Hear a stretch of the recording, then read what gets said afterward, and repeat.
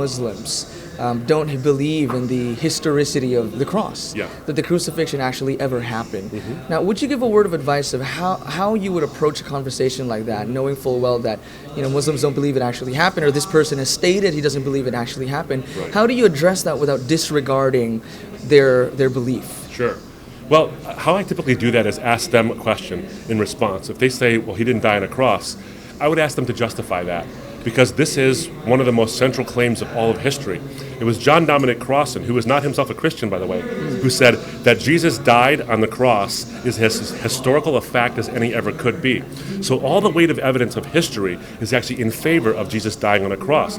Bart Ehrman, the very person that Muslims love to quote because he says the Bible isn't reliable, he says Jesus died on a Roman cross. He died there.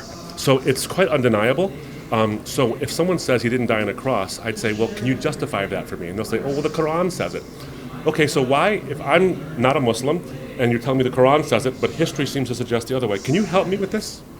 Can you help me to see how the Quran is right, but most of history is wrong? Help me with this and have an honest conversation. That way you're not challenging their beliefs. You're just saying, look, I see two different things happening here. Can you help me? And oftentimes that's how an honest, real conversation actually happens.